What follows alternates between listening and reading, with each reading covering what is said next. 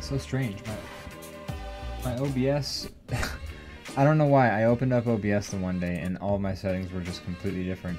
And like specifically relating to the audio, everything else was fine, but just all of my audio settings in OBS were completely wanked.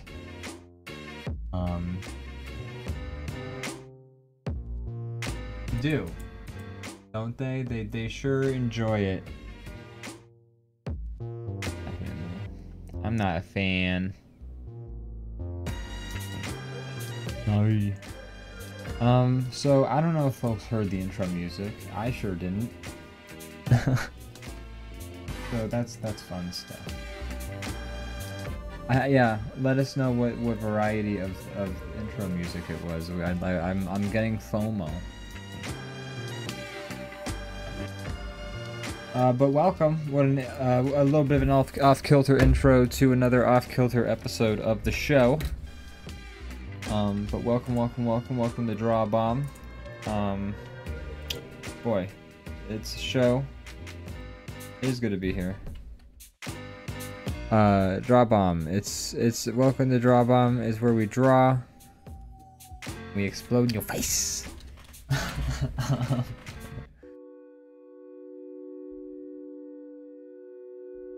With consent, yeah, absolutely. Oh my gosh. I mean, you came here. That's right. Welcome. I mean, I've been the same as every week previous. Pretty much nothing changes. Oh no. Why is this happen? Say something now. Test, test. Hello, hello. Here we go. Boy, oh boy. Like I said, OBS fucked all my sound settings. Sometimes it's nice to get a chance at a do-over at the things you said right off the bat of the show. It's true. Let's. I mean, all of those terrible slurs you said, and hold on. Provocative statements, particularly at the expense of certain marginalized groups. I won't say which ones. But wow. I was just, I don't know. You hated them so much. I've been silenced and I've been canceled and I just don't appreciate it. I'm happy to have my soapbox back. You really lucked out when you when the microphone didn't like tell the audience about how you like did that weekend in the suicide forest and you videotaped it like that guy on YouTube. I was almost done editing it, but then another video came out and I realized it was probably in bad taste. But oh well, I'm glad you came to your senses. Dodged a bullet there. What made you? No pun intended. What made you realize? Was it anything specific? What's his name? Released his video moments before I was about to hit the button. This was years ago. It was the fan backlash. It was the. You were like, oh. I try to keep an apology video in the chamber just in case. You never know when you're gonna need one. You were like, oh, these people did not like this. No, oh boy. Ixnay. Scratch that video. Yeah. Leviathan Den's here. Lotus Clock's here. Welcome. Oh, Bell Rocket as well. Easy in. Welcome. We're doing one more episode of prep. That's right. For tomorrow. Yeah, tomorrow we're doing the big shebang, the thing we've been working on for a few weeks. Mm-hmm. We'll see how it comes together. I think it's gonna be a lot of fun. I think so too. Bubble Rock says just a standard apology, nothing specific. Yeah, I keep it just so I can use it for whatever I mess up. It's very vague. It's like, I'm so sorry. I really shouldn't have done that. Yeah, we re-edit it. Sometimes we'll like flip it horizontally so it looks like a different video, so we can reuse it. Yeah, and we photoshopped different clothing on me. I did not. Tell. It's really. I apologize for all the mean things I said to the white people. Insert offended group here. Yeah. Goodness gracious. Another day, another dollar. Well, you found another $1? No, sick, I lost another $1. Oh, damn They it. keep going away. I don't know what's happening. I leave $1 on my doorstep. I guess you didn't specify what was happening with the dollar this day. Yeah. Just another dollar was involved. The existence of another dollar, you know. Right. Lotus Clock says, while waiting for the show to begin, I drew a quick little sketch inspired by the Vincent D'Onofrio video. Can I post it? Yes, no, you please. may not. Ignore Ian and do the thing. We do not encourage art. That's not this. We're not that kind of show. You'll draw a bomb along. Draw a bomb along. Yeah, post it up, post it up, post it up. Let us know when it's posted up. I have 2 more animations that I can think of that I need to do. Okay, what are those? Need to do my little talkie animation for Schmizzard the Wizard. And then I just need to do my little book for Matt when he is, like, his little narrator book. Oh, right. That's right. What? I'm working on some mouths, and I'm gonna do a treasure chest. Right.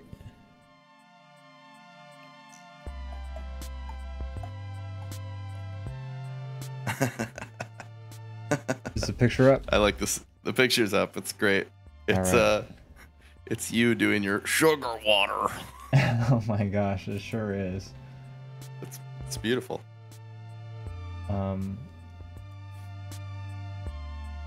Cut over to the thing right now. Look at that. Look at that beauty right there. Sugar water. It's pretty dead on. Pretty good. It's got my features. It looks like me. I like your mustache. I like my mustache. I don't think my eyes go quite so askew. Your eyes definitely don't open that much, even if you try. No, they don't. That is not the extent to which my eyes open, unfortunately. They're stuck like this. You see the world through small spaces. I'm basically French Stewart from Third Rock from the Sun. Oh. Have you watched a lot of Third Rock from the Sun? Not recently, but I have in the past. How recently? I was probably watching most of it. When I was too young to understand most of it. So you haven't watched it since its initial airing? Correct. You should watch it. I should give it another go. I watched it in college initially, like with my roommates. Like my roommates and I would just gather around and watch Third Rock from the Sun while we were doing homework and shit. But also, you know, I watched it again, not all the way through as I did with like in college, but like some ways in more recently. I want to say a year and a half ago, maybe, and I was like, damn, this show is still funny as hell. I'll have to give that a shot. Yeah. I've been meaning to watch it, actually. It's lots of fun. Lotus Clock says, it's interesting how the shape of your whole face is bent because the way you pushed your jaw out to the left. I did my best to capture that. I think you captured it well. Belbo Rocket agrees, says, looks unmistakably Ian. Love it. Unmistakably Ian. That's one of the scrapped taglines for our ads that we were gonna put up around. It was gonna be a picture of me kind of doing that, going like, unmistakably Ian. Suddenly Seymour. Unmistakably Ian. Test audiences said no thank you. It's also a fruit fly. Pretty much the only response we've gotten back. So I kind of think like maybe it's broken because we only get no thank yous back. I don't know. Yeah, no thank you. I don't want these guys. Put them away.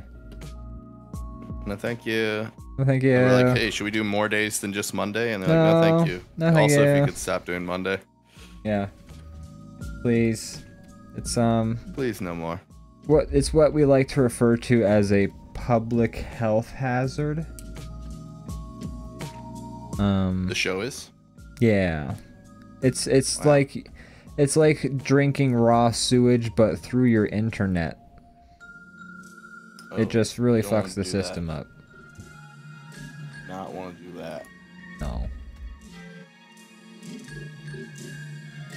No. Ian, how you doing today? Doing alright. I've just been chilling. Getting some work done. I've been trying. I'm a little sleepy today. A little sleepy. groggy. I've been a little sleepy the last 2 days. Like I still got some work done but not nearly as much work done as I did on Friday and Saturday. You burned yourself out. You did too much work, it would seem. Think so? You've been working on your comic, I sure right? have. Yes, for the viewers. I think you've mentioned it before, have you? No. I've mentioned it plenty. Yeah. Double Rocket says, I'm a lot sleepy today. Okay, good. So we're all on the same level. You know, it's just a sleepy Monday stream. The world is sleepy right now. Yes. There might have been a carbon monoxide leak in the world. Yeah. Do you ever feel like that? Do you ever feel like there's like a day where you feel like kind of off and loosey-goosey or like just a little groggy or whatever, and then like you talk to other folks and the feeling appears to be mutual among other folks you talk to? Does that ever feel like the case? Yeah. Yeah. I think weather can affect that a lot for people. I have to imagine that's like, yeah, it's weather. If it's like rainy, you know, everyone's all slippy. It gets all muggy. It's muggy out. It's a muggy day. Double Rocket says, I had tons of potential plans and I sat around in a dark, dirty room all day instead. Well, that's not only was the room dark, it was dirty too. Yeah, that's not gonna help you. Surrounded by filth. My God, make friends with the roaches.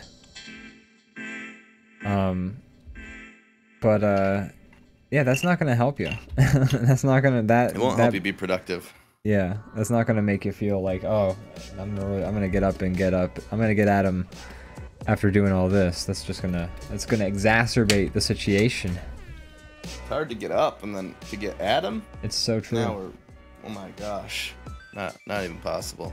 I mean, some people gotta get up to get down, but if you gotta get up to get at him. Adam's getting away. Yeah. Get at him. Get at him. he's you don't have much time left. He's getting on that bus. Adam's gonna. That bus is not coming back anytime soon. Right. Get him. Get him. There's some issues I'm having. What are your issues? My mouth. There's I often have issues with my mouth. Shut it. Not enough suction. Oh, that kind of issue. What were you saying? There's some color that's showing up on a layer I didn't want to be there, so I have to go find where it's happening and render. Oh my God. Very interesting stuff. Oh my God. Dud. Bro. Dud. I was thinking, Bro. you know our little talkie animations of us around the table? I'm familiar. I was thinking of keeping Matt's the same, but like maybe just slightly increasing the frame rate of ours. Just a little bit. Okay. Do that thing. See what it looks like. I think I will. Stop telling me I can't do it. I believe in you. Don't tell me that I can't do.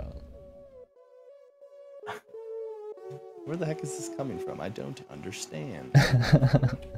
Where is this rebellious behavior? I think it's all the rock music. Don't tell me that I can't do. Alright, let's see what's going on here. I just like increase the frame rate and then export it. They let me do that? Oh no. Save. It's gonna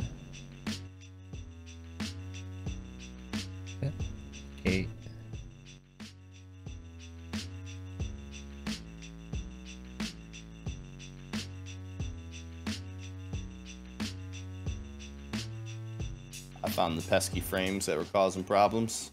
They're out of here now. You got gun done. Did I get rid of them? Yeah. Yeah, I think this is gonna look better with a higher frame rate. Bubba Rocket says, Ian, did you just scold me about my dirty room and then burp directly into the microphone?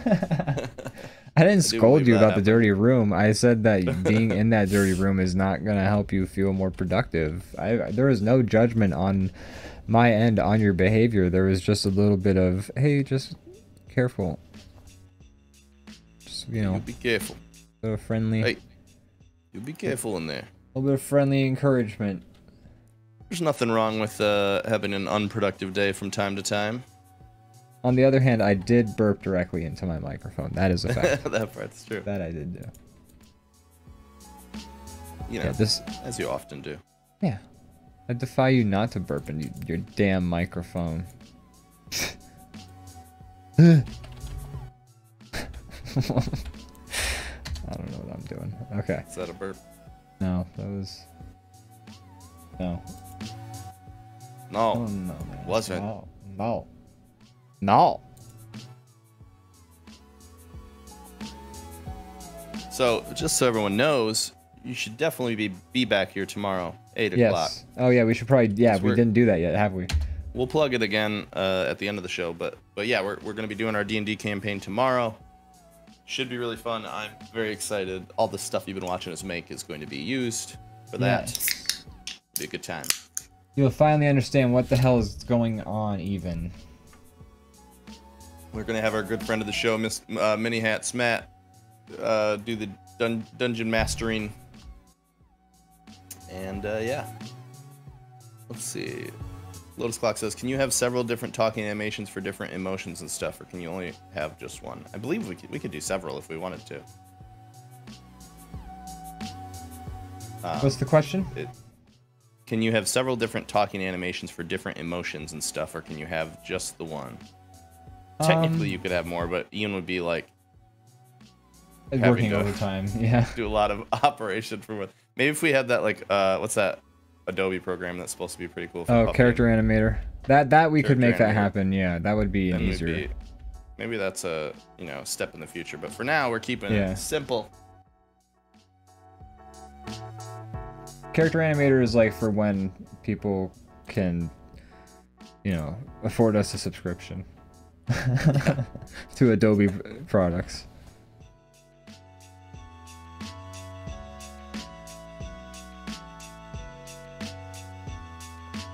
Almost done with this stupid mouth.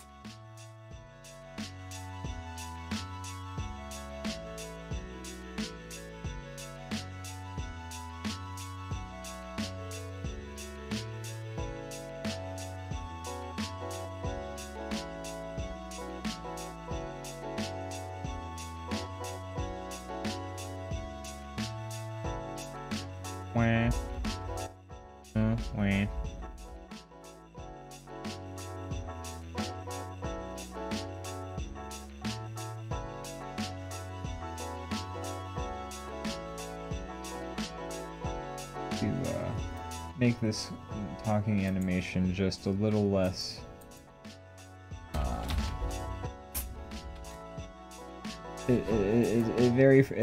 like your talking animation specifically. It looks like your character is just kind of going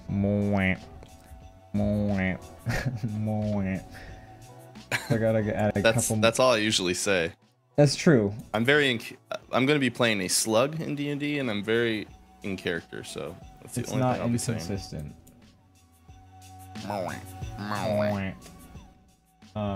But yeah, so I gotta add a couple more mouth frames. All right, give me some more mouths. I've always wanted more mouths. Give me the mouth frames. No, let me see that mouth.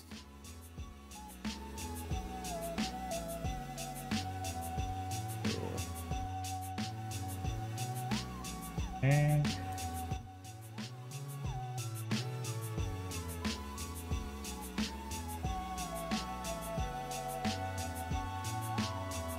I think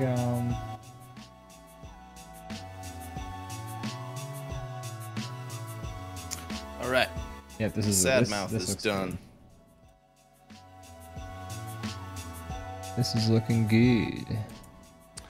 Belbarock says, I can't picture Brandon with a backwards baseball cap.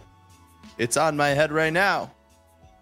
I do it almost every episode because I don't feel like doing my hair for an internet show. It's true. With an audience of 4 people. I actually meant to pomade my hair right before we did this, but I did not do it.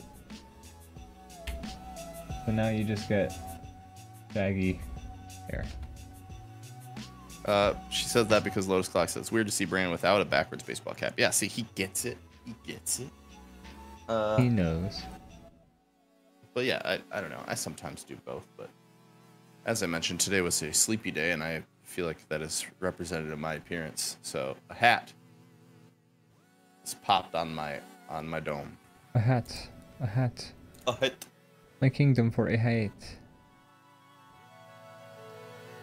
Bell Rocket says, oh, I never knew. I think Bell Rocket is taking me for the proverbial ride. I think she's pulling my leg a little bit. That's what I think. You think she's messing with ya? I think she's, giving me a hard time. You're saying you got a chain there and she's yanking on it. Exactly. Wow. Leviathan Den says, what's happening today? I was on a phone call. We are working on the final pieces of our D&D campaign that we will be doing tomorrow. You should all tune in for if you're free. Tomorrow at 8. It's going to be fantastic.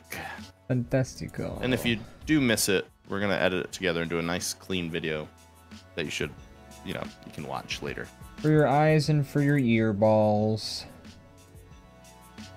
Get ready. Bubba Rocket says she can't, she watches on her phone, so I'm very tiny. Okay. I'll accept that answer. I think she's lying. Press X to doubt. I love how in that game, when you do press X to doubt, it's not just like, now, are you sure you so-and-so and so? Yeah, you get very aggressive. Your guy's just like, face it, you're a fucking liar, you fucking slut. I hope you die in a ditch. I'm gonna kill you. You did it. He does say that. And then, I mean, what happens, like, the other option is what? Like, it's like, believe, doubt, and then, like, accuse, right?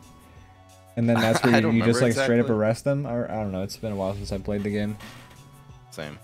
I actually didn't even, like, fully play it. I got to, like, the very, like, beginning where they let me do the open world, and then I got busy with college, and then just never ended up... I think I lost it then. Yeah, I didn't think it was that great of a game, but, I'm still down to play it sometime. Make their own decisions. Yeah, it's kind of funny, the doubt faces. Like, the actors are nothing... There's nothing subtle about it. They're like... No. If they're lying to you, they're like... and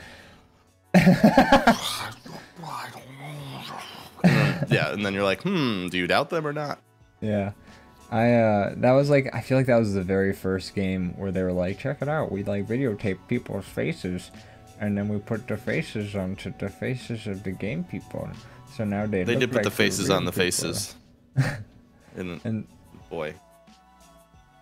It looked the way it did. Wow, it's like, so I'm looking at a real person right now. I think this looks realistic. I need my glasses. Is this real life, or is this just fantasy? Oh wow, is that a real person right there? Bella Rock says, I hate it when games do that. Like, you pick a conversation option or QTE, whatever, and you think you're gonna say one thing, but something totally different comes out of your character's mouth. The Commander Shepard bait and switch. I'm so glad you said Commander Shepard, because Mass Effect is the game I think of the most that does that. It's so rude, because like a lot of times the thing on the thing is different in like the what comes out of your mouth not only is different, but it's like way shittier. Like you would never choose it. Yeah. If you knew. Like the one time I remember in Mass Effect 2, there's like a guy who's going like he's like having a mental breakdown of some kind, and I guess I think they imply that he's got like some sort of he's on the spectrum of some kind, but he's also an alien. But anyways, the guy's like freaking out at the computer, and Commander Shepard's like, you're there, and you're like trying to like kind of coax him off the computer, and then like the options are like, beat the fuck out of the guy, say something that's like a little bit aggressive for the situation. You want to like try and calm the guy down, and then the other options seemed like a reasonable, like, hey, let's all calm down and let's go away from this computer or whatever. And I click that, and then Shepard's like, well, okay, here you go. I think you did real good there, or something like that. Like, he just like gives a big smile, and it like just is like so. It's like I picked the be dumb and naive option in the game all of a sudden. Like, he's just like I was like, no, I would still be cautious. But I wouldn't be like, you're my best friend. Just like essentially what I picked in like the option I picked. And I was like, Jesus Christ. So yeah. They, as Lotus Clock said, these games often have like a direction they want you to go regardless. So yeah. Your choices don't mean as much as you might want them to. You know what is going to be interesting is, so they're developing like that AI dungeon game, Okay. Have you played AI Dungeon before? A little bit, I think. It's like text, right? Yeah, it's text-based, but like it's like the premise is that it's like machine learning, and it take like everyone's playing it, and so it's sort of, as time has gone on, the algorithms got more powerful, and it's creating basically a text adventure on the spot based on parameters you set, reacting to literally anything you type. And I've always thought the premise itself sounds like a lot of fun, and I'm like, oh yeah, I would like to do that. That sounds cool. But then, bug in my room. When I played it the first time, it was interesting. Like, certain things happened. Like, I named my characters after Simpsons characters, and then the game picked up on that and started naming the rest of the characters after like Simpsons characters. But like, I had been putting a Shakespearean twist on them, so like the game was kind of doing that, and I was like, oh, interesting. But so that was interesting, but like the game would always eventually devolve into being just gibberish because the algorithm was only so strong. And then they came out with AI Dungeon 2, which was like the next, I don't know about that. The next version of it. More fancier interface. So I tried playing that, and that kind of, it's much more user friendly. Like, setting up a game's a little bit more convenient and like fun, and like, just good looking to do, instead of just looking like shitty text adventure stuff like on a black screen. But when I played it, I noticed that I would type options in, and then the game would just disregard what I typed and then do something completely different. And like eventually I would just type like, I was just out of curiosity, I would type like A, and then the game would just keep on going. Like, it felt like it was going down a predetermined route, just regardless of what I was typing. The whole point.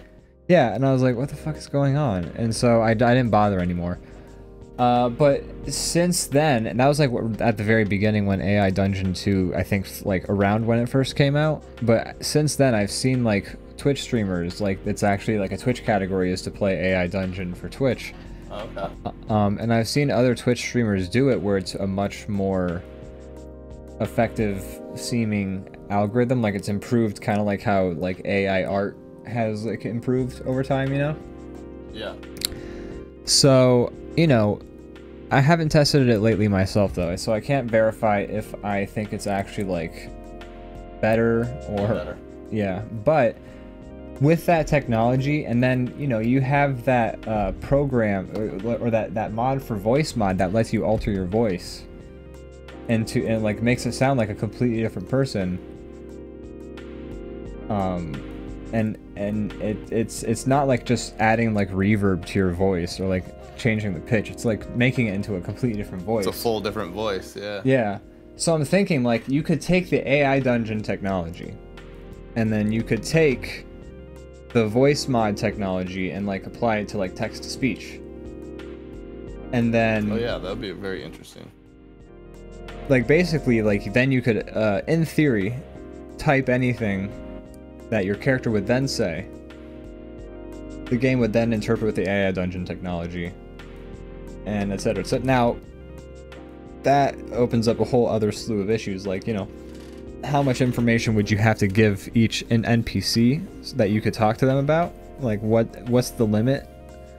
Like, you'd have to start making like a library of lore that like certain NPCs might know. I don't know. Anyways, I'm going off the rails here. I just had that thought about mixing those two technologies. Let's see what, you know, could be accomplished with that. Yeah, that's definitely something for one of those geniuses to to do instead of me, an artist who should be drawing instead of going off on this tangent. You can probably program that. Just go, you know, yeah. You got free time. Start doing that. I just program some machine learning. Just be careful, because if it comes to life, I will have to fire you. Oh man, that's my big worry. if I start the robot apocalypse, my job's gonna be in real danger. Exactly. Like that guy who worked for Google. He's like, it's alive, and they're like, no. Got that? Sure.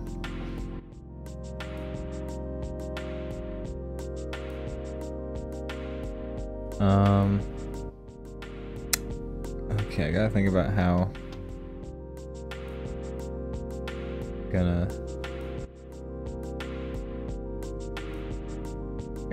I want to tackle this talking animation. Like, I know what I want to do in general, but like the actual steps of making it happen.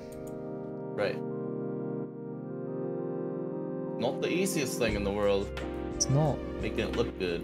It's like, even though we're just doing limited frames, it's like still to actually look like talking and not just somebody going like la la la la. Yeah, you know, it's less frames, but each frame becomes that much more important. It's like the it's a decision fact. It's like about animation is like a matter of decisions, and you know, what each keyframe is going to be is like a choice, and you have to make a decision about like how long like each pose is going to be held and things like that. Like, it's not just a matter of, you know, I'm gonna draw the person frame by frame doing the thing, because that's not going to actually look as good as being economical and being decisive with what each frame is going to have in it. Yeah, that's true. And then also, like, you know, actually seeing it in motion after you've started to put pieces together is very helpful and needed. So like, sometimes you think it's going to make sense, and then you see it move and you're like, oh, yeah, that doesn't look right. Exactly. Tweaking. Tweak it.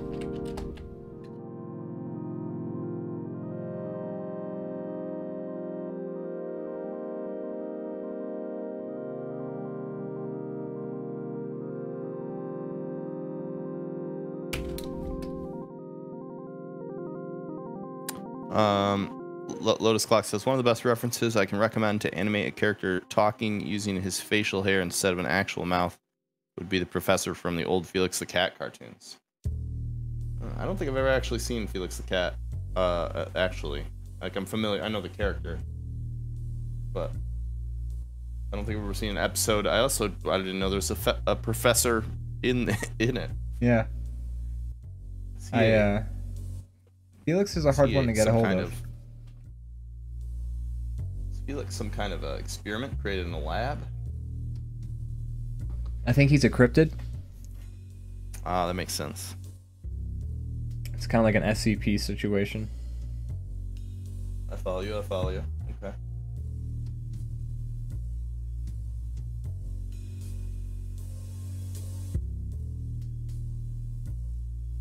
So, Brandon, I don't know if you were aware of this, but I played Lawnmower Simulator for 5 hours straight yesterday. I was not aware of this.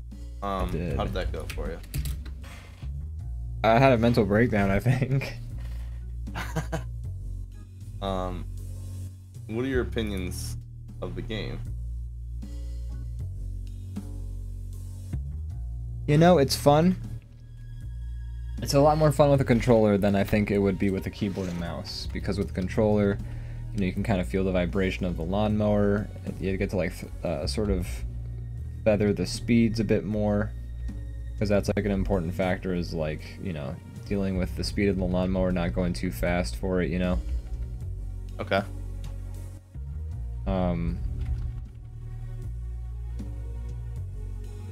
I enjoyed it.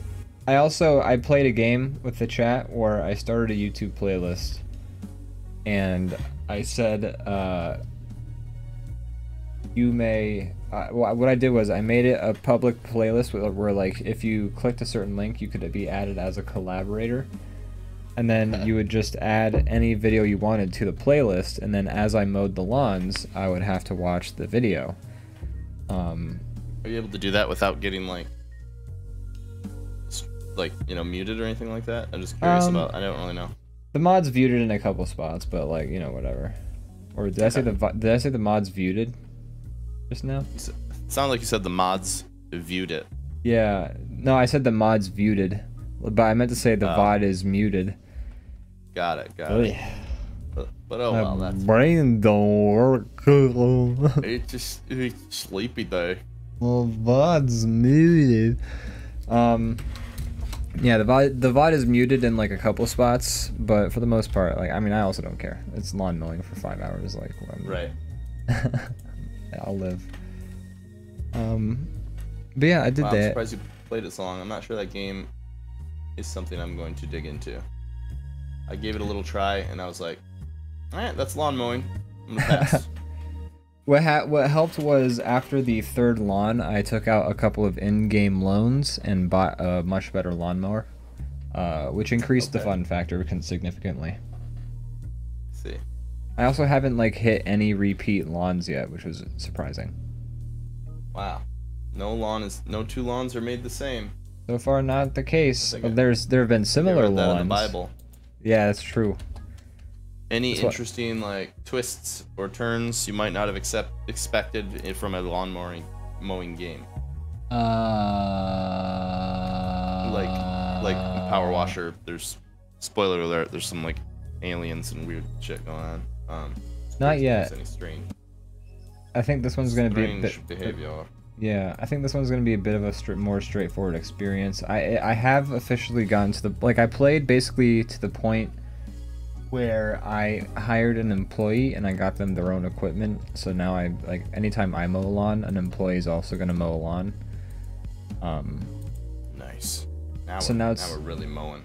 That's right. Now it's turning a little bit more into like a management simulator now, which, you know, I love that type of game. So the goal is to get off that mower and, you know, get someone else to do it.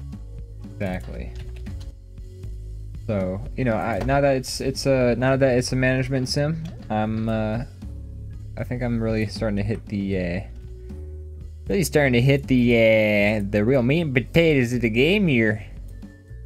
For the game, you should get some light beer, and you should just be sipping on it the whole time that you're playing the game. What started the playlist YouTube thing was that Pickle Ricky had popped in the chat and then sent me a video that was 20 minutes of the King of the Hill theme song. And so perfect. Yeah, so as I mowed my lawn, I just listened to 20 minutes of the King of the Hill theme song, and it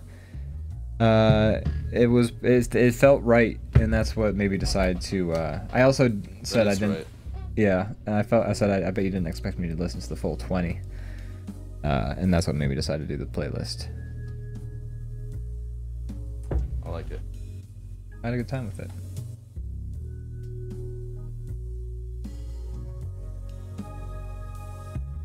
Alright, so this is going to be the beginning of the talking animation. Where Schmizer is nice and centered. I think I'm going to just do 2 frames, legitimately. I think that's all you need. I don't think you need a lot. I think it's going to go... I'll go doping.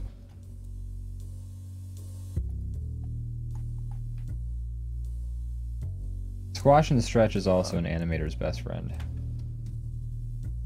Lowe's Clock says, I have a link to an episode with the professor if you want to see how his mustache moves when he speaks. Oh, I'm interested. I'm at least curious to see it. Doesn't mean you have to do it that way. Yeah, I mean, I already know how I'm gonna make the beard move. I'm not gonna do it just for copyright reasons of not putting an episode of Felix the Cat on the Yeah, I'm not saying DrawBomb we gotta VOD. watch it on the stream. Yeah, I'll check it out later for show.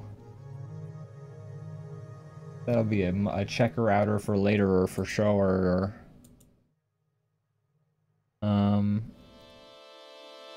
onion skin settings. Oh, I turned off the onion skins. Onion skins, my favorite part of the onion. Yeah, right? Well, I can just eat 1,000 of those things. It's interesting the terminology that becomes like industry standard, you know? Like onion skins. Like a bunch of people were like, yeah, we'll call it those. Yeah, that's a name. Name I can use. I like it.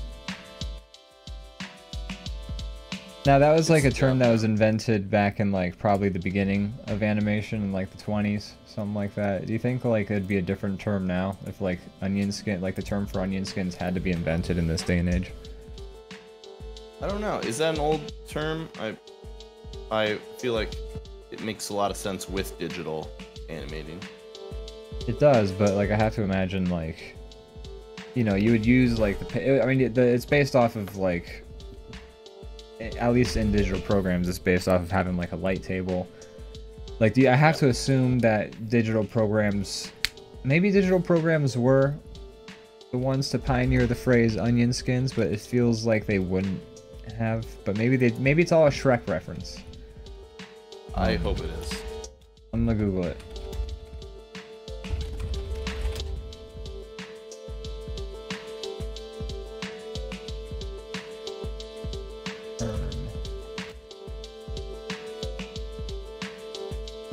Bella Rock says, what's an onion skin? So it's basically like, as you can see in Ian's side, there's like a little transparent aspect to his like previous layer so that you can kind of animate the next layer or the next frame to kind of match. So you can kind of see, it's almost like tracing paper or a light table. So you can kind of see the previous frames and kind of have an accurate motion. Is Ian still there? Oh. Hello. Hello. Is the video frozen or is it? It freezes if I like the Discord window freezes if other windows are on top of it. Very frustrating to deal with. It's like basically Windows is just like, well, you can't see it, so why would we render this video? Which then freezes it for everything, unfortunately. But okay, so I found an article. The term onion skinning has nothing to do with peeling vegetables. It comes from the early days of it comes from the early days of animation when animators used to do their pencil sketches on semi-transparent paper called onion skin. Wow. What do you know about that? Doesn't like give us much more information than that, unfortunately, but yeah. I used to animate on actual onions. Oh, okay, so onion skin. I found the actual Wikipedia article for that type of paper, onion skin. Thin, lightweight, strong, often translucent paper. It's not made from onions, it superficially resembles their thin, papery skins. Well, alright then. Yeah, usually used with carbon paper for typing duplicates. Wow. Welcome to History Bomb. Wow. Wow. What I have to say. Sick. Oh. Dude, sick, dude. Dude, it's fucking sick, dude. Just fucking sick, dude.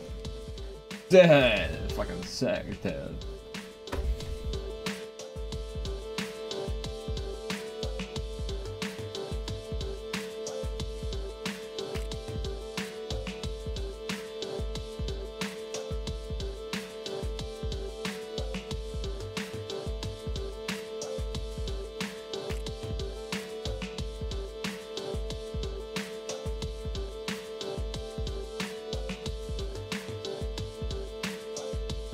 the frame rate of the idle animation too.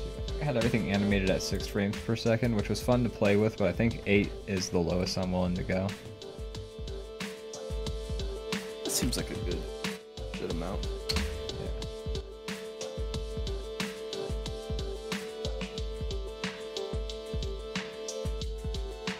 Although, it's actually, this one actually looks pretty good at 6.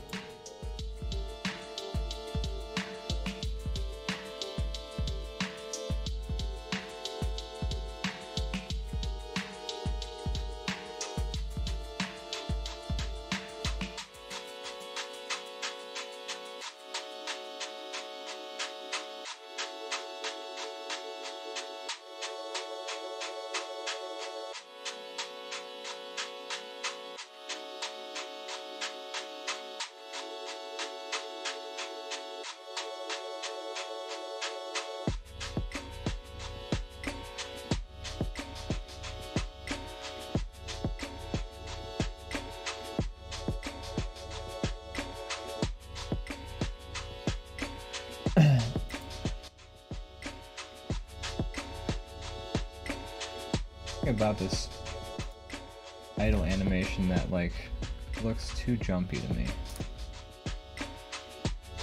Got a we got a hydrate and a posture check.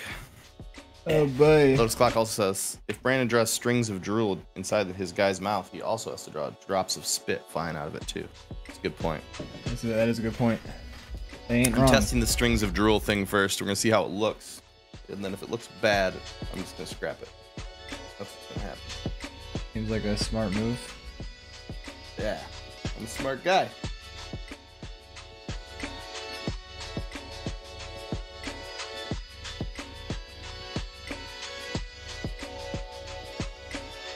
I think I know what the issue with that I have with my animation is.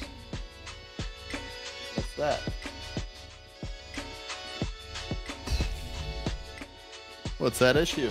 I just have to. It's hard to explain, but when he switches sides, like he's got this momentum.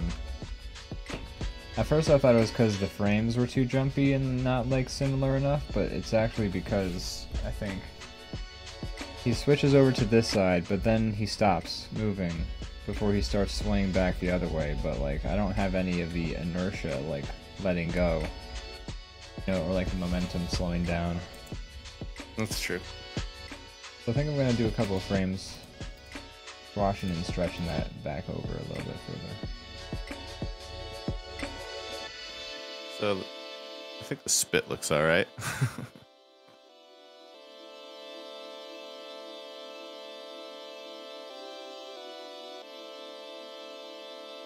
Yeah. Yeah.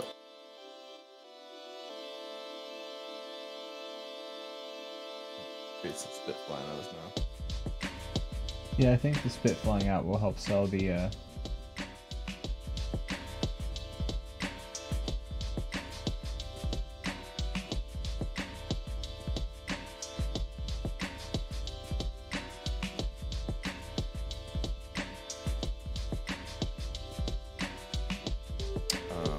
Bubba Rock says he's a very toothy talker. That's right.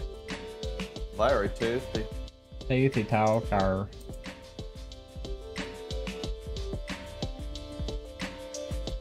My name's Toothy Talker, and I'm here to tell you some Toothy Talk tactics. Step 1. Dr. Toothy Tat Dr. Toothy Talk. Toot.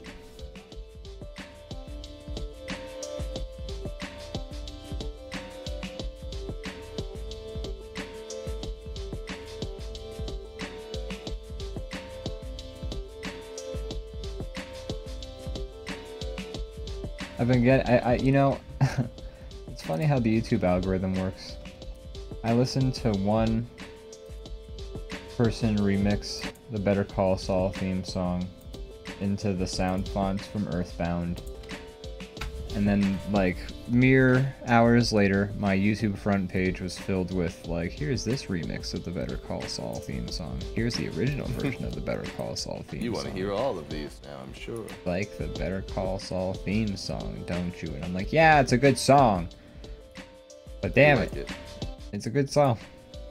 Speaking of which, as soon as this episode's over, I'm going to go watch the series finale with Morgan. Very excited. This is going to be the end right here? Last one. The big shebang tonight. Actually, for those of you, I don't want to lose viewers to it, but it's actually started 6 minutes ago. Oh no. But I'm going to watch it on streaming. But yeah, I'm excited. I like that show a lot, and I like Breaking Bad a lot.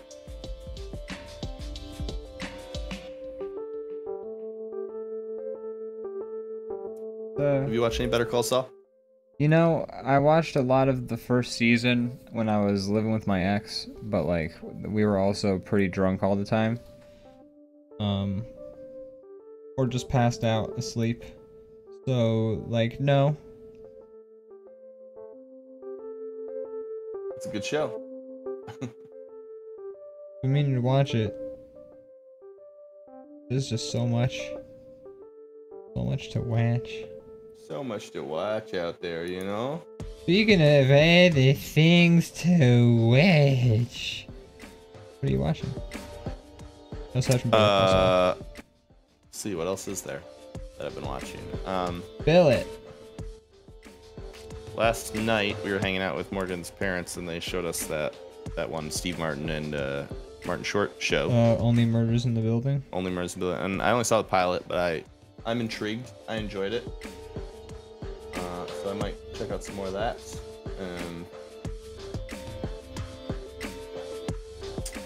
Yeah, what else? Primal. I've been watching that. Love that show. Very visually cool.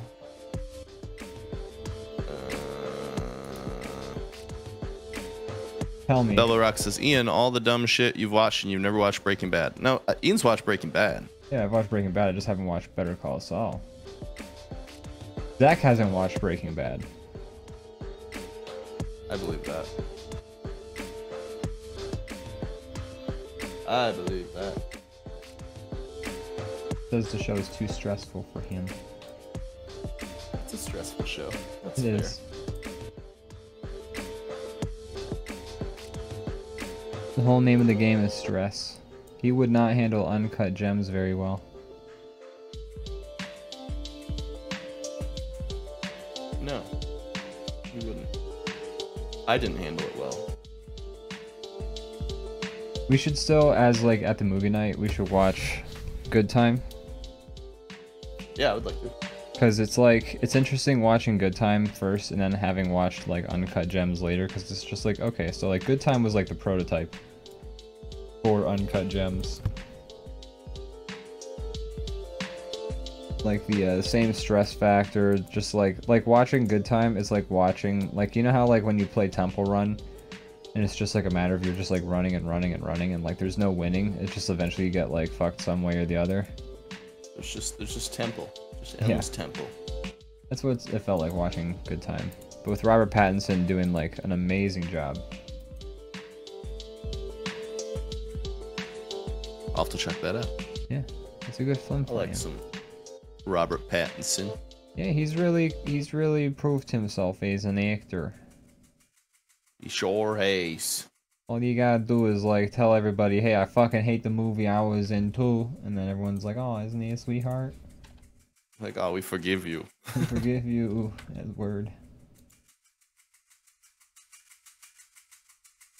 Or pal Edward.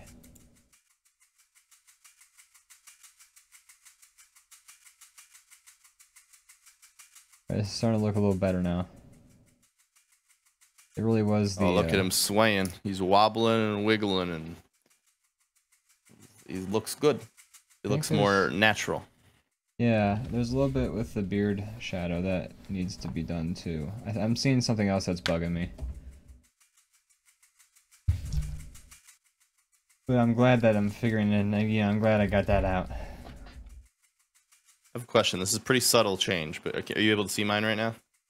1 sec. Okay. Yes. Okay. Lotus Clock, I think, is actually answering what I'm just about to ask. But I was curious if the clenched teeth looks better, like pause like this a little bit, or like so. It's a very small difference, but just I don't know if you like it resting on the clenched teeth a little bit more. Kind of for talking, I like it this way. Okay. Good. Lotus Clock says, I think there should be an extra frame between the clenched teeth and the next one. Yeah, maybe. Maybe I'll try that, see how that looks. Yeah. It's all about...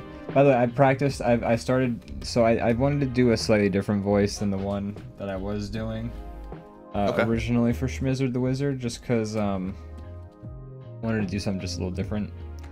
I feel like I could do a more fun voice, and I think I got one. I'm not gonna break it out. Like, I'm gonna save it for when we do the actual thing. Oh, it's a secret voice. All right. Secret voice. I just don't want to like make a big deal about it, and you know, then you're just like you hear it and you're like, okay. But that's the voice you just did. There it is. Yeah, that's the voice. Okay, you made a big deal. You just introduced that. Felt like that was introduction worthy, didn't you, Ian? Cool. Well, I'm excited to hear it. I keep saying it, but I'm excited. It's gonna be fun. Yeah. Hoping people like this. Doing Two Dicks on the Beat.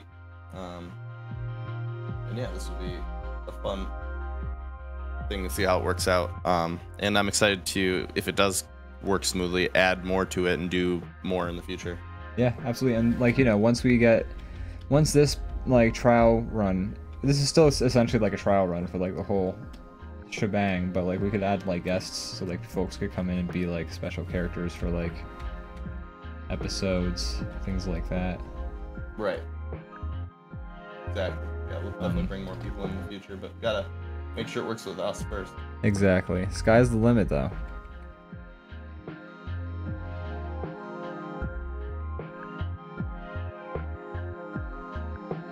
Okay, I made a huge change to that.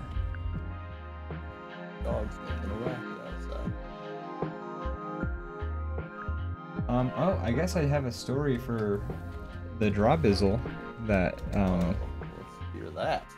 They you know, this hasn't been something that's been discussed yet on the show, but the family got a new cat.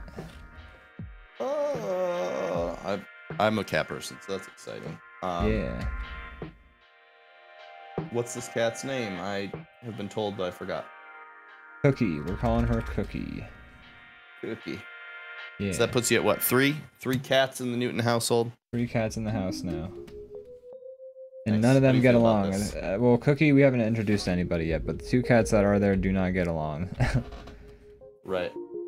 So this would be interesting. But Cookie, she was under the neighbors. The neighbors were moving, and I got more of the full story now. The neighbors were moving, and they said, hey, this cat apparently just started living under our deck, and we think she just had kittens. And so the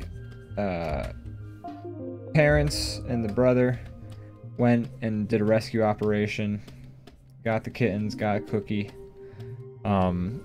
rescued them from under the neighbor's deck, and then they got the kittens. They're getting, like, people are, like, we're checking the kittens out today, like they're being put up for adoption, trying to get them adopted together. But Cookie, 2 so far. But Cookie, we realized was not like a feral straight like cat. She was. It seemed pretty obvious to me and to Zach that she had been somebody's pet, and that they had just like abandoned her because, you know, have you ever heard that like if cats were living together like without humans, they wouldn't like meow or anything like that. They would just be like completely silent like around each other. I've been told that. I don't know fully how true it is. I don't know if it's like in general or if it's certain inflections, or I don't know. Like, I don't know how you'd prove that. But I have heard that. Like, how would you prove that, like, this is what cats do when humans aren't around if you, a human, are studying the cats? Right. It's kind of like the tree falls in the woods type thing. Yeah, so, you know, I do take that with a bit of a grain of salt, but also, like, So like, but like she meowed, like she was meowing in her cage, but she wasn't like hissing or going like, you know, she was like meowing. You can tell if a cat's feral if they're like comfortable around people or not. You know, that'll be immediately clear. Yeah, like when I walked in the room, she just like looked at me and like stayed lying down and went meow, and I was like, "You're not a feral cat," like immediately, like you meowed like that, you're not a feral cat. So anyways. So we had her in the cage, but she's also pregnant again with 2 more kittens that it feels like, at least. No. She's due to have them, it seems like, any day now. But the parents were going to put her in a shelter, but then the mom just couldn't do it. And so now we have a 3rd cat. There you go. Yep. Who named it Cookie? I don't know. I think it was a group effort. Okay, good. It was to go in line with Sprinkles and Waffle. As like the animal fitting. Food names, yeah. The cats are probably terrified, thinking they're going to be eaten one of these days. Yeah. Sometimes wonder if pets think about that. I have to imagine. Like, I live in the cave of a large ape species. Yeah. Like, won't let me leave. I think it likes me. It's nice to me. We get along, like but is it going to eat me eventually? You have to imagine if the animal wonders if like they're waiting for the shoe to drop, you know. Bubba Rocket says, "Show your pussy." So you know, if Cookie's around, love to see.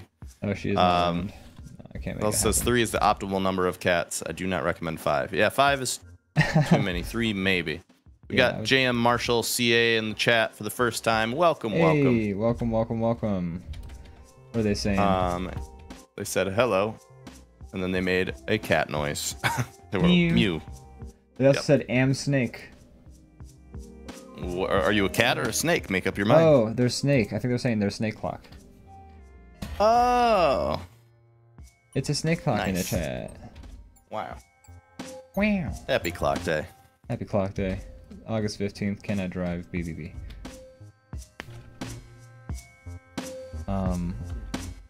I think this schmizzard sway animation almost how I want it to be. I'm lost in my mess of frames that I do not label properly.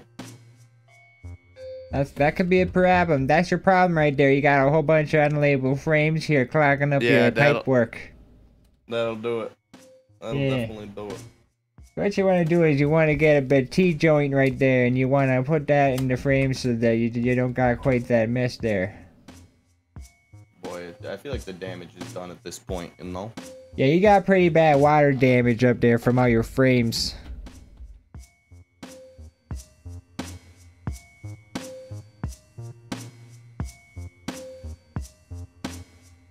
Okay, I think once I'm done with this edit, I'm officially going to be done with this schmizzard swaying animation.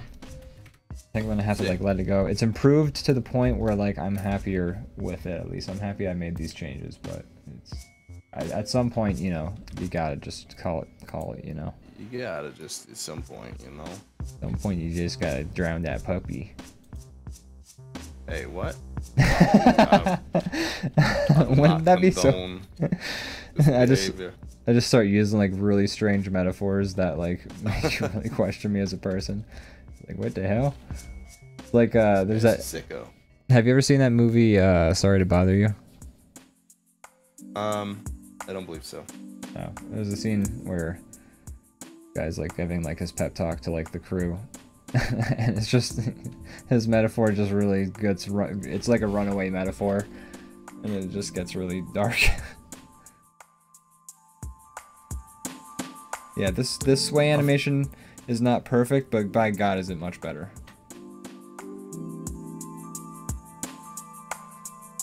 Yeah, I'm super happy with that. Oh yeah, looks good. Ugh.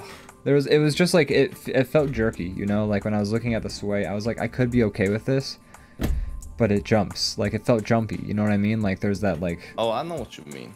Yeah, so I'm really glad. Yeah, I think that's a big improvement. Wait. Oh my God! Hold on. Hold the phone. Hold the fucking phone. I just forgot to add a line here. Alright, I added that in between frame. As recommended. Okay, let's see. Leviathan Den says, today was my first day back at CrossFit in 6 days, and I crushed it, but now I ouch all over. That'll happen. I understand. I believe. Lotus Clock says, Schmizzard's hood opens up a lot when he's in the middle. Oh, it does. You're right. Fix that. Thank you for that heads up. That's actually a very good note. Alright, this yell mouth is done. Go ahead. Hi, Gum. Are you telling me there's an actual use to having folks on the chat while we do this shit? Wow. Wow. Who said that? Who should we thank for this note? For the hood, that was Lotus Clock. Lotus Clock. Well, thanks, Lotus Clock. Now I have more work to do, you asshole. What a jerk. What a jerk. I'm kidding. I'm kidding. I love you. Thank you for the note. God's a freaking jerk. Looked like he was wearing an Egger suit. Sugar water. You doing that in the video? Just I could picture like the every time exact I hear scene. the Vince D'Onofrio, I have to do the his wife. Yeah, she's great. Looked like he was wearing some kind of Egger suit. We know we did a lot of props to Vincent D'Onofrio on that episode, but she did a great job too, being that character, just like completely out of her depth. For some reason, not that doesn't seem to be that bothered by all of it. No, not at all. Like, I guess he was kind of a dick, so maybe she's like not that sad that he's gone. Yeah, no, I got the sense that she's just like, wow, somehow my blood pressure has gone down in the last few days. I got your skin's hanging off your bones. Is that better?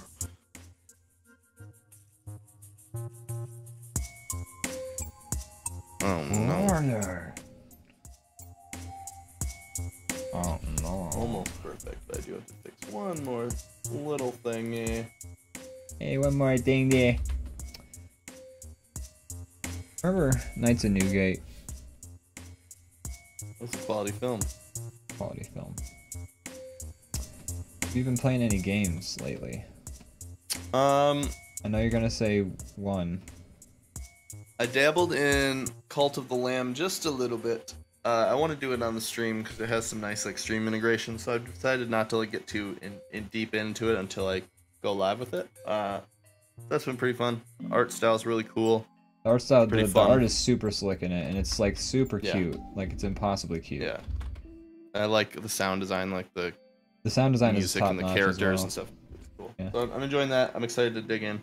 Other than that, I've been playing a little Metal Gear Solid 5 still, and just other various things. I tend to hop around a lot. I'm wanting to play something VR on the stream again, but I don't know what to play.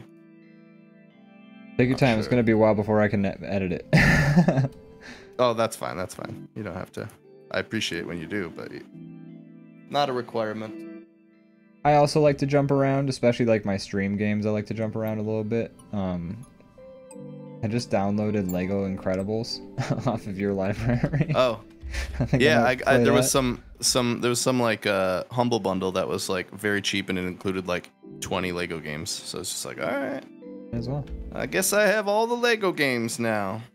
Never played any of them, so I figured I guess I should start off with Lego Star Wars, truthfully, because I think those are the first ones. If you want to play them in order, that Skywalker Sega or whatever that just came out supposedly is pretty good. Yeah, I've heard good things. Yeah, people are big fans of the Lego Blank series. Like they have a special place in a lot of folks' hearts. I've always wanted to play. Actually, one game I want to stream is actually Lego Island, you know, like that old ass game. Oh, snap. I used to play that so much. I have hundreds of hours in Lego Island. I just had friends who played it, but I never had it myself, and I was always curious. But I found it on a website called My Abandonware. They give you like EXEs you can just download for just old ass games. Welcome to Lego Island. Pepper the skateboard boy or delivery boy. I played some serious Lego Island. That you did. I would have loved to have played it, but so I figured I might actually stream that sometime and do my first time playing Lego Island. on stream. You know, I would watch. Provided I do a test to make sure that it actually like works. You know. You gotta catch the brickster. That's the bad guy. Yeah, I gotta catch the brickster. He's bricking up the toilets. He's bricked up, all right. They keep putting him away for it, but he can't be stopped. Please. Turns out when your jail can be easily disassembled just by pulling pieces apart, it's hard to keep a man contained. My only crime is incontinence. I also, just out of curiosity, so somebody was talking about the Berenstain Bears Mandela effect thing, and they were just like, there's no fucking way they were called the Berenstain Bears. And I know for a fact that they were called the Berenstain Bears, always have been. Yeah, they were. Because I had a PC game about the Berenstain Bears as a child. I remember it being very specifically pointed out to me. Check it out, it's the Berenstain Bears. People think it's Berenstein, but it's actually Berenstain. I remember that as a child.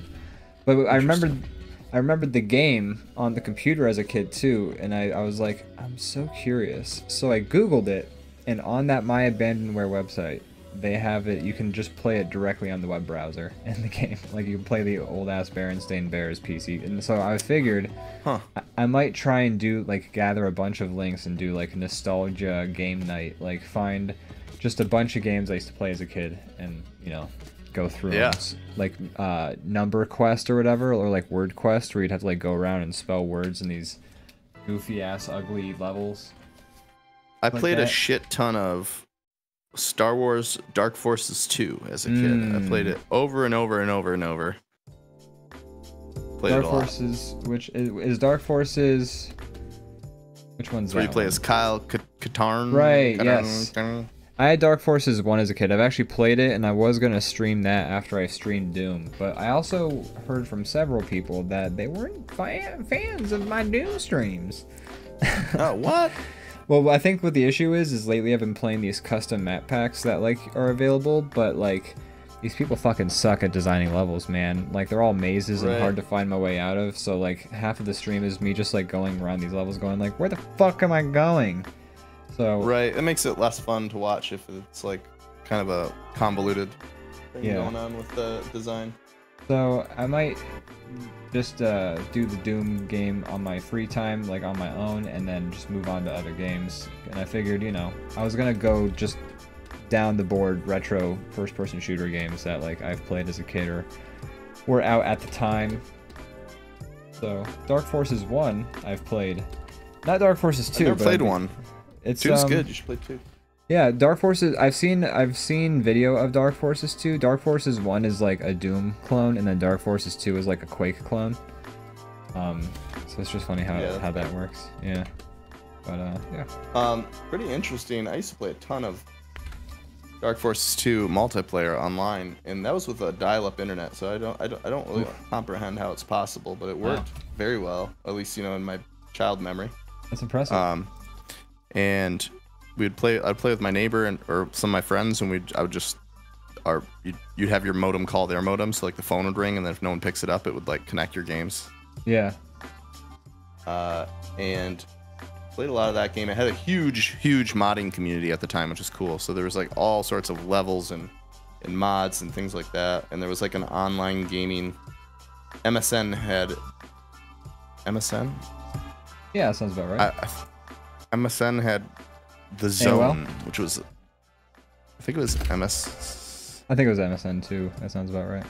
They had The Zone, and it was just like an online thing you could connect and play with other people. But I'm like, how is this all possible with dial-up? I don't understand. I don't comprehend it. That's strange. Yeah. We got a couple comments. Yeah. Go ahead, read through those babies. Leviathan Dead said you guys start playing 2-player VR. Yeah. Have either of you played real Legos? And yes, of course. When friend of the show, guest of the show, fan of the show, Zone Dog graduated college, I was in New York visiting to celebrate, and as a celebration, he bought himself a bunch of Legos, and so we spent that day getting drunk, watching Game of Thrones, and playing Legos. I love Legos. Yeah, me too. I've had it recently, like a Christmas or two where I was at, and like a niece or a nephew or somebody got Legos and they're like, I just like to play with it when it's done. Can you build it for me, Uncle Brandon? And I'm like, absolutely. Let's do this thing. I like to play with it when it's done. That kid's a loser. Don't tell him I said that fucking idiot. The playing with it is building it. What the I know. I would build it and then just like put it away. Yeah, smash it. Leviathan Den says, dude, I played Legos Island like nobody's business. J Marshall CA says the first one on PS1. I'm assuming talking about Dark Forces 2, maybe, or one. I don't know. I don't know. I played it on the computer. There's a link to the website that I mentioned, My Abandonware. Seems like more of a GOG game than My Abandonware. Dark Forces 2 is, yes. Lego Island I found on My Abandonware. Internet Archive also has an in-browser emulator, which is Neato Skeeto Burrito. That is cool. I didn't know about that. Crazy Kyle says that Legos are just too expensive now. Like, literally any cool adult size one is like $200. And that is a fact. That is true. Yeah, that's why I don't really buy them, but I play with them when other people receive them. Like the example I gave, basically. Which is, you know, how you do it as a kid. That's how you do it. That's how you do it. Alright, this mouth is about to be done. I got the show his mouth one now. This Schmizzard animation is officially done. I don't want to work on it anymore. I think it looks great. Cool. It looks great. You don't need to. Yeah. It's a lot smoother than it was when the day started, and I'm very happy about that. Awesome.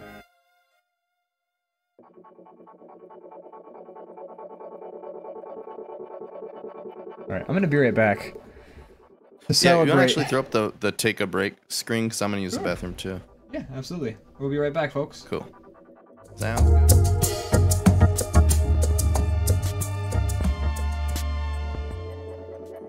We're back. Wow. It's good to be back. I just can't wait to be king. Scoodly doop dop, skadoop dop. I don't know any of the words to that song. I mean, that's the main, that's the important part. Yeah. I mean, and the melody, the doo ba da ba ba ba da ba da. Yeah. Boy, that Jonathan Taylor Thomas. Was he the voice of Simba? He was child Simba. Oh. He didn't do the singing, I don't believe. And then it was Matthew Broderick was the adult Simba, right? Matthew Broderick, really? I believe so. Wow. I had no idea. I just knew it was... If you need to know any other lion voices, just ask me. I will happily answer. I just knew of Jimothy Earl Jones. That's it. Yeah. Scar is... What's his name? I can't think of the actor's name, but he's... Yeah. He's a good actor. I know that Mr. Bean is the Boyd. Yeah, it's the Boyd. The Boyd.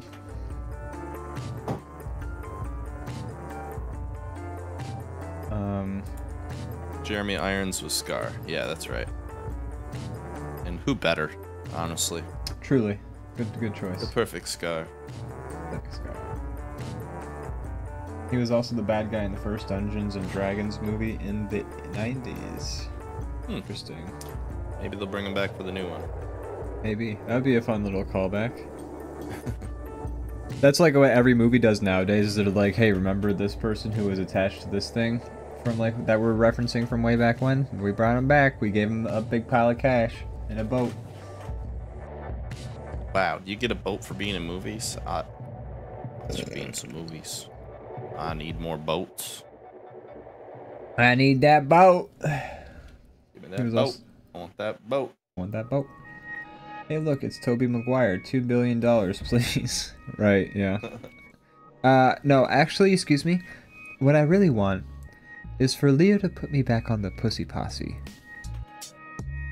I was excommunicated from the...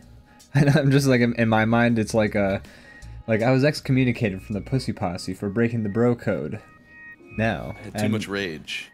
I need 3 votes from the council to be inducted back into the Pussy Posse. If you can get me back on that council, then I will be in your movie. Yeah. I mean, that's a hard get. It's a hard get.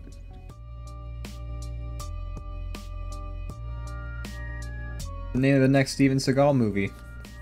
Hard Get. Hard Get. That actually would be an interesting, like a name for an action movie. Yeah, I guess you could say I'm a hard get. Of course, he says the title of the movie. He has to. Is that like a trope they still do? Do movies still say like the title of the movie in like a very obvious way? I feel like that's one of those. Not all of them. I feel like movies, as time has gone on, like have become aware of tropes a little bit too much to the point where like they like either avoid them or they're all just like, "Up, did we just do that?" Right. Yeah. It seems sometimes they like seem unnecessarily careful, like to avoid it. Yeah.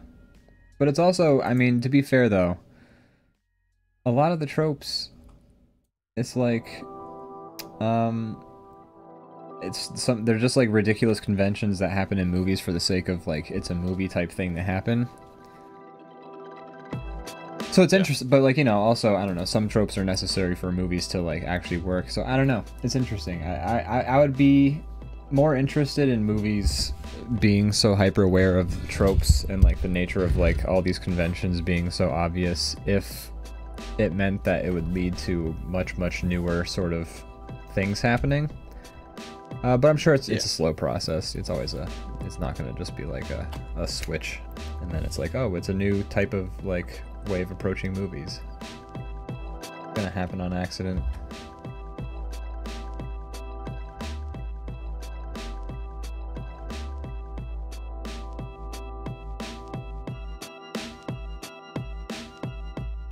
Speaking of movies... Yeah, Photoshop is not good for animating.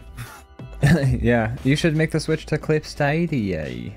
I know, I should. I know. Okay? Dang it, anytime it's a time crunch, I feel like I gotta stick to what I know or I'm not gonna get it done in time. I mean, that's fair. Smart move. I mean, why start learning something new when there's a time limit? But I agree. I'm gonna switch. I'm waiting until September. That's when it's gonna be on sale. The next sale. And then I'm gonna snag it up, put it in my back pocket. Hey. Hey. And then I can teach you all its tips and tricks. Teach me the ways. And you'll be like, hey, clean this fence, and then you'll be ready. Yeah. And you'll be like, hey, so you promised to teach me about Clip Studio Paint? And I'll be like, yeah. Here's a YouTube website called YouTube. Why don't you Google some shit? Wow. Thank you, master. You're so welcome. Go watch a bunch of fucking tutorials, you dumb shit.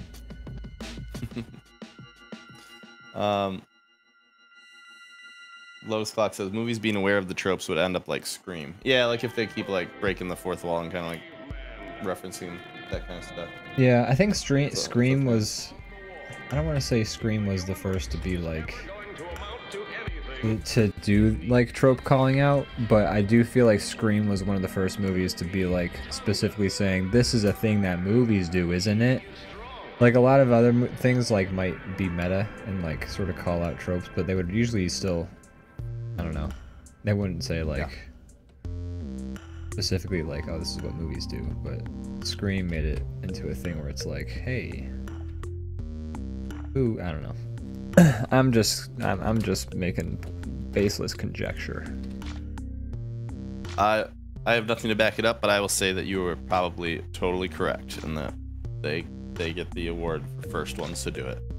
Let's see. There was Hello, also says, please no more tropes. I have a family. Well, you can't avoid tropes completely. Yeah. There was a movie. I'd have to look up when it came out compared to Scream, but there was a movie that came out in, I want to say, Germany called Funny Games. And I've talked about it on the podcast before, and that's going to bug Kyle that I just said that because I have talked about it on the podcast before.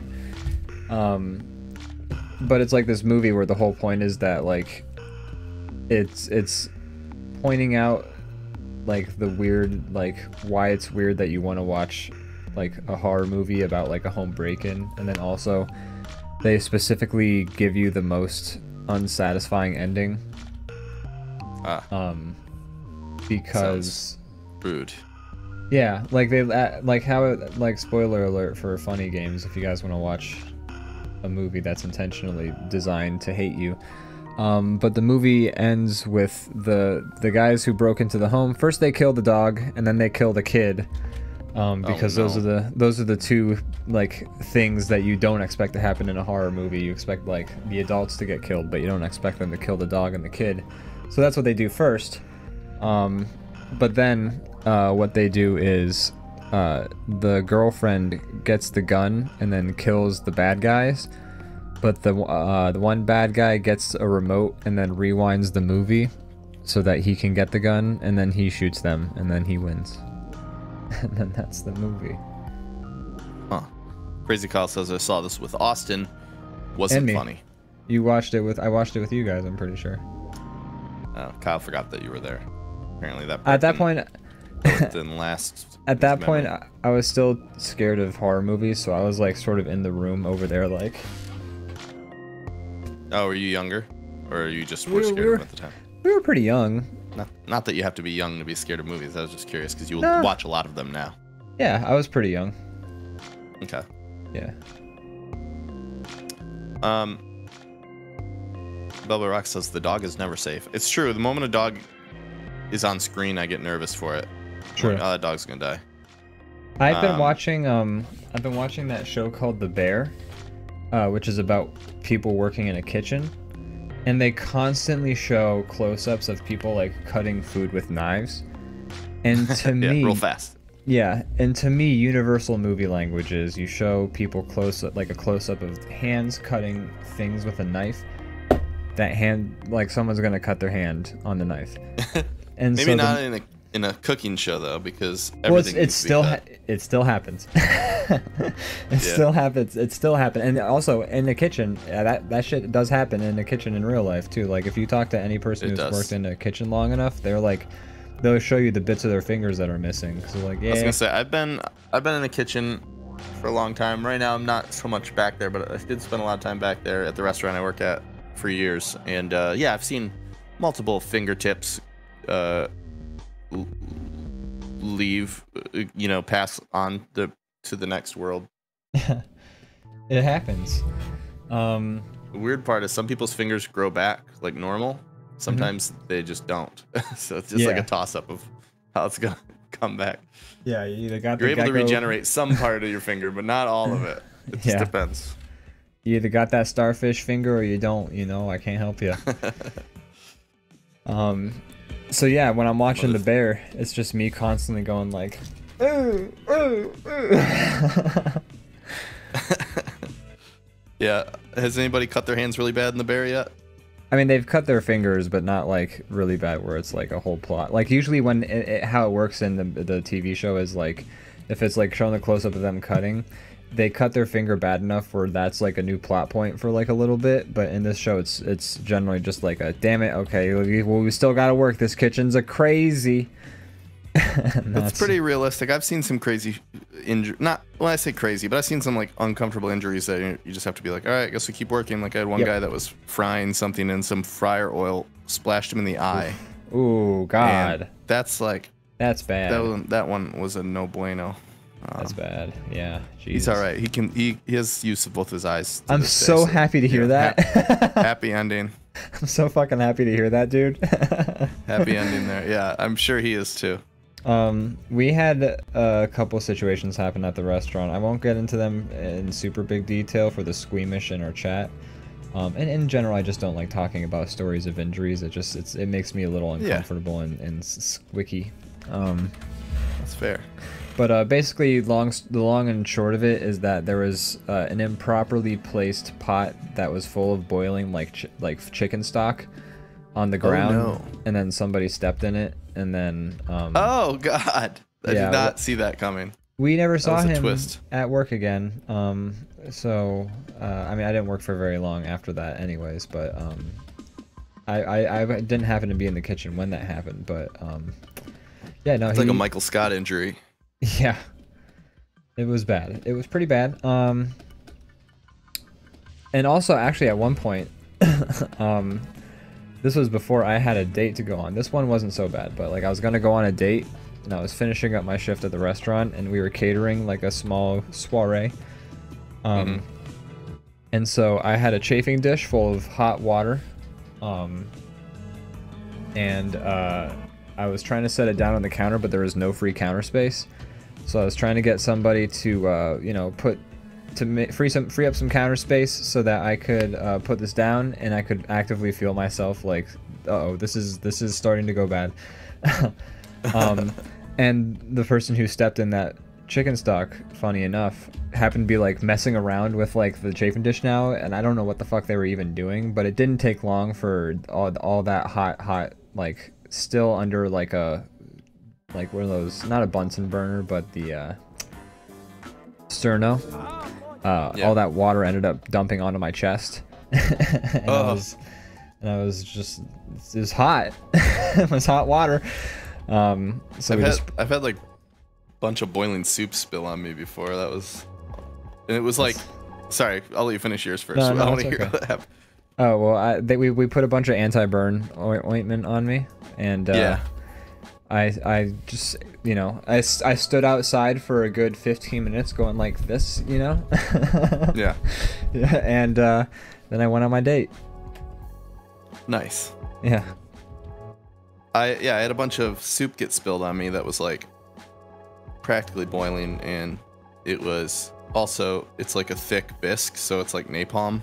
Just like, it's like a, it doesn't just like splash you and then it's off of you. It's like, you know, sticks to you, and it was very hot, and that was bad. It's also like neon orange, so like all my clothes were like orange. That is same thing. Gave me some burn ointment, and then they're like, all right, we'll give him a second to chill before we tell him he has to keep working. Oh man, that's the worst part. Is it's just like, well, I gotta get over this. Yep. So I got money to make, especially if I'm gonna be injuring myself. I gotta get some extra money now. Right. Well, hopefully the workman's comp for that kind of stuff. If it's that bad of an injury. True. Yeah. Leviathan Den's heading out. Good to see you, Leviathan Den. Thanks for tuning in. Hopefully we'll see you tomorrow. There's a bunch of activity in the chat, but I can't even keep up. It goes so far up. I tried scrolling through it. There's some in-talking. They're discussing some things. I see. Okay. I'm not gonna worry myself with that then. I think this is pretty much the other frame for this particular animation. I'm trying to think. I think I'm good on mouths. You're good on mouths when I say you're good on mouths. Am I good on mouths? Yeah, I think so. Okay, cool. Thanks, man. No problem. So I think I'm done with those. I have to do the chest. That's right. But yeah, I'll maybe get started, but we're approaching the end. We are. What's your plan for the rest of the night? I'm gonna watch Better Call Saul with Morgan. Right, you mentioned that. Then, you're pretty excited to get to that, aren't you? I am pretty excited. And then after that, I'll probably just come back and hang out. Probably work on some more stuff for this, or play some games later. Yeah, sounds good. Maybe we'll shoot some drug. Bilbo Rocket says, I dropped acid on my lap at work, and it did not stop burning until I put bleach on it. Oh no. Who'd have thunk? Wow. You know, that wouldn't have been the solution that I would have come up with, but also I'm not somebody who works in a lab, so I might... Yeah. You probably had a training video or two on like maybe things to do in such situations. Jay Marshall says, that's the less fun kind of dropping acid. That's exactly what I was going to say. When you started that sentence off, you said, I dropped some acid. I was just like, oh? And then you finished the sentence, and I was like, oh. That classic. What I call a bad trip. Yeah. It's that classic meme of, you know, they had us in the first half, not going to lie. Sorry about that, Belbo. Sorry about your luck with that. I'm very sorry about that. That's a rough situation. You lived that scene in Fight Club. You Fight Clubbed it. You know the scene with which I refer to? Well, I'm familiar. Is when they put like lye on their hands or whatever? Yeah. Yeah. Yeah. I can relate anything to fucking Fight Club, I swear to God. It's a shame how many incels love that movie. I know, I fucking hate that. Gives it a bad rap. Makes me so mad. Why you guys have to ruin fun shit? It's a good movie. It's a good movie. It's a great movie. I like the movie better than I like the book, and it's a good book. But I think the movie is just like the reason I think I like the movie so much is like it's just so well crafted as like a film. Yeah. A very interesting story. There's some nice twists and turns. The lighting in it is like so specific and like just like in terms of using aspects of film like to make that movie, it did a damn good job. Like the soundtrack is doing things, the lighting is doing things, costumes are doing I don't know. It's just a very, very intentionally crafted and well done flim flam. The costumes were mostly just like dirty pants and then cover the entire actor in grease and blood. Yeah. And then Tyler's just wearing a shirt that's just a bunch of porn stills for like the last bit of the movie, and it's great. Yeah, once he's, spoiler alert, once the reveal of who Tyler is comes through, his costumes get a lot more over the top. Yeah, he starts turning into like, it's fun because like, as the main character comes to terms with the fact that like Tyler is the villain in his mind, like Tyler starts to look more and more like a crazy evil like villain with like eccentric dress, like wearing a fur coat and like these crazy sunglasses, and it's great. It's such a good movie. Yeah, it's a very good movie. It's also funny that incels love that movie because it's like a super homoerotic movie too. Like it's on purpose too. Like it's like it is a bunch of like sweaty shirtless dudes like writhing around on each other sometimes. I mean the metaphors are there. It's just the fact of the matter. But it's a great movie. Incels also like Top Gun. And that's true. It's got a lot of homoerotic imagery too. Yeah. Same with the 300. Not a deal breaker for them. Yeah. They also, I mean, incels also, in their terminology, they're like, oh yeah, like red pilling and stuff, and like that's terminology from a movie that's made by 2 trans women. So, right. like. I don't know. It's funny how people are, they're completely oblivious.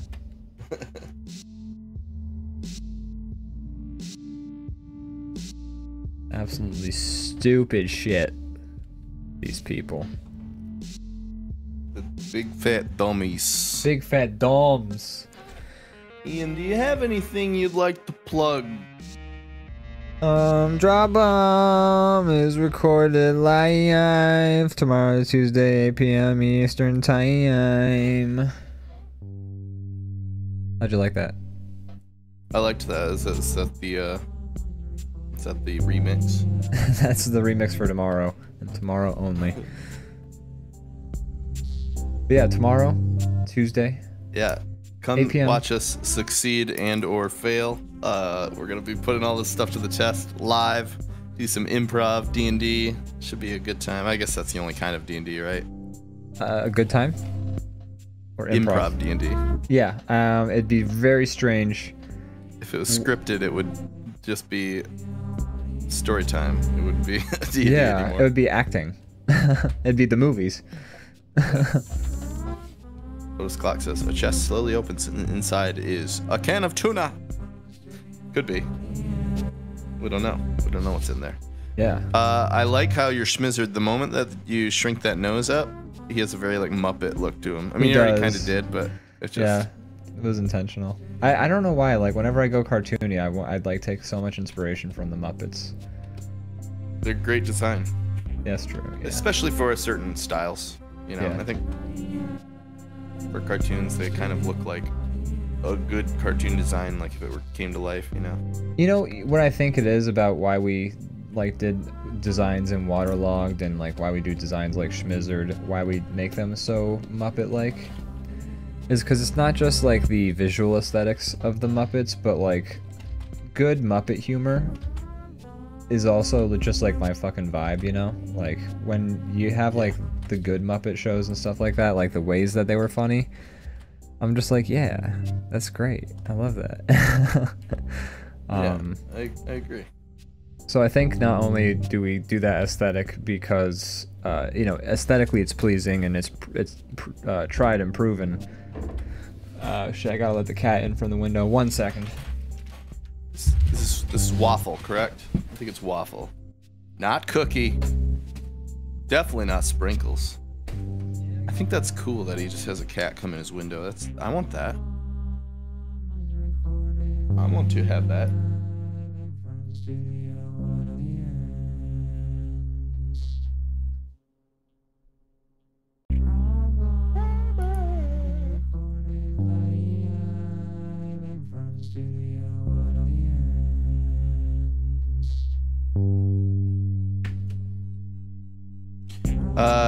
That cat is Waffle.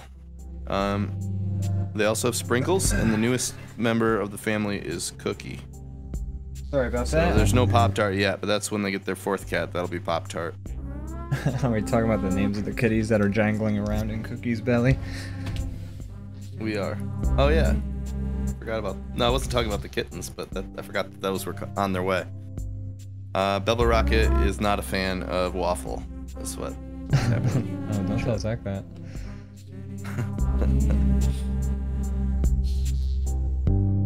Maybe she's a fan. She's just saying that Waffle's mean. Waffle is mean. There's some mean cats that I like. They just don't like me. I like all cats, mean ones or nice ones. Until they bite me, then I don't like them anymore. We were visiting Morgan's parents yesterday, and they have a cat that named Hobbs, a good name, but very, very mean. Only likes like the people it lives with, and that's it. But I was just in the room. We stayed the night, so I was in the room that we were sleeping in, just getting some stuff and changing, and like I wasn't even like looking at it, interacting with it. It was just sitting on the bed, just hissing at me. I'm like, chill. I'm not even like messing with you or coming for you or anything. He's just letting you know ahead of time, like I don't want to fuck with you. I ain't here to make. It's like when you go on a reality TV show and you're like, I'm not here to make friends. Yeah, that cat is not here to make friends. That is definitely true. That cat's just like, hey, I know you want to like try and be like buds and shit, but guess what? We ain't gonna be fucking buds. I mean, it's true. I do want to be buds with it, but not into it. We did watch that cat for 2 weeks one time when they went to Belize, and by about week and a half, we were able to pick it up and pet it, and it liked us and it had accepted us. But then it was mean to her dad of course, stepmom when they took it back. But now it hates me again. It got over that, you know. It's only got so much memory to like one person. It's like it can only like 2 people at a time. Yeah. It's one time my cousin in Iowa and I were like watching a dog for a week, the week that I was down in Iowa. And like we fucking hated that dog in the beginning. It was such a diva. Then by the end of the week we loved that dog because like we'd gone along with it. You bonded. Yeah, it's just funny how that stuff works. It's funny. I like animals a lot. Me too. I like them more than people. I'm not the first person to say that. Even though they destroy everything I care about, I still love them. Yeah. Even though they're technically little monsters. In every sense of the definition.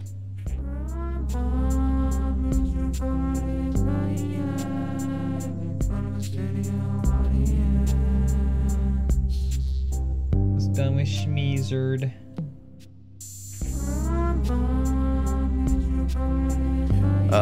Lotus Clock says, is the character Top Cat Yo a mean cat? And Bella Rock says, he's orange. They're never mean. Yeah, orange cats are just like crazy. Yeah. They're just the wild cards of the cat. They're wild cards. There's a lot of energy, just chaos. I have an orange cat, and he chucks those boxes. When I was living with my ex, we had an orange cat named Boston, and he was the cutest. But he was also... Wait, I don't know if I met Boston. I met Boston's brother. You met Boston's brother, correct. I don't remember what Boston's brother ended up getting named. I don't either, but I did remember I slept in the same room that he'd hang out in, and he was like eating wet food and dropping like the stinkiest like farts nonstop, and I was dying in that room. Unfortunate. But I had fun with the kitten, even though it smelled like shit. You know, when you live with when you're with a kitten, you put up with the poop smell, you know, because the kitten is so worth it. A lot of dopamine that cat gives you. Yeah, I had fun, despite all the sharts. All the shirts.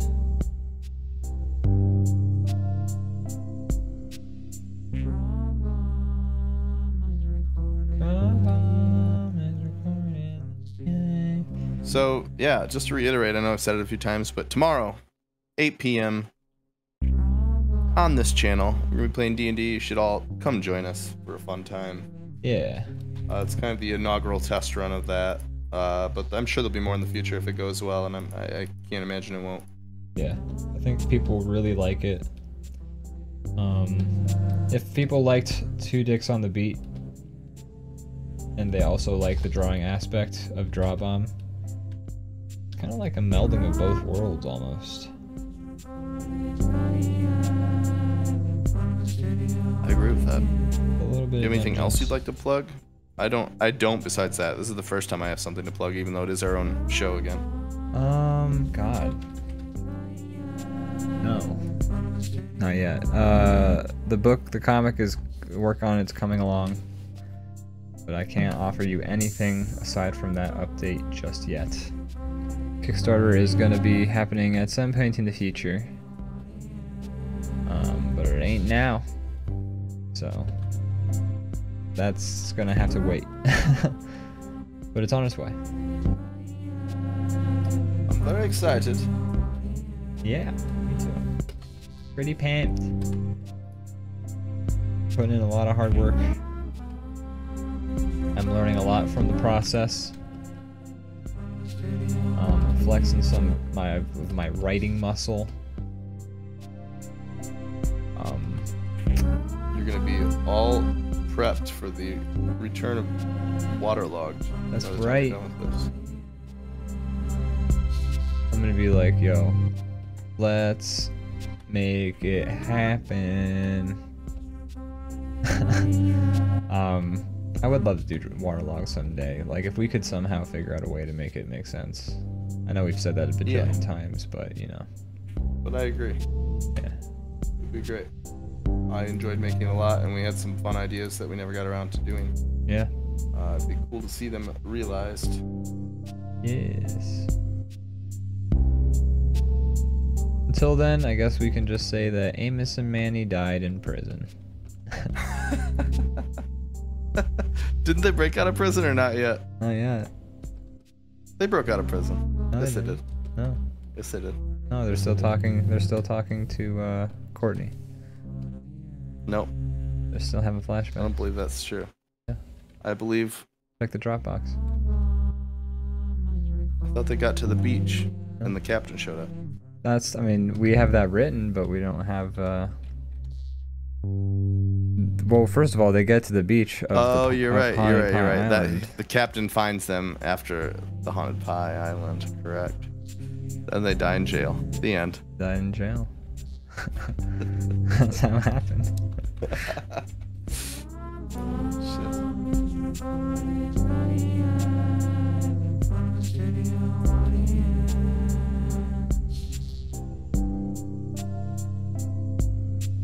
We finished that plot thread. That's how it's gonna have to stand. Fucked up.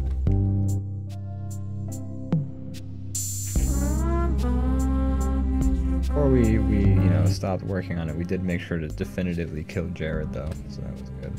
Yes. Yes, we weren't gonna let that part be left up the chance. Yeah, King Jared had to go. Fuck that guy. Fuck King Jared, he's a dumb narwhal. Oh boy, I think it's a good time to call it for tonight. Calling it? I got a little bouncing chest over here. I don't know, do you think that's bouncing too much that you won't be able to hide and stuff behind it? I think it's great. I mean, I think even if like it doesn't hide the thing perfectly, I think that, you know, you get like a little snippet. You're like, ooh, what that? What that? I'll do one of it. Opening, I think, or do we need that? Or, I mean, how are you going to use the? It's not a puppet. You know, I don't know. I think having that is fine. What I'll do is I can just fade it out. Okay, that might be easier. Just so I don't draw something that we don't use. Yeah. All right. Cool. Well, thanks everybody for watching. We had Lotus Clock, Bell Rocket, Jay Marshall, Crazy Kyle, Leviathan Dan.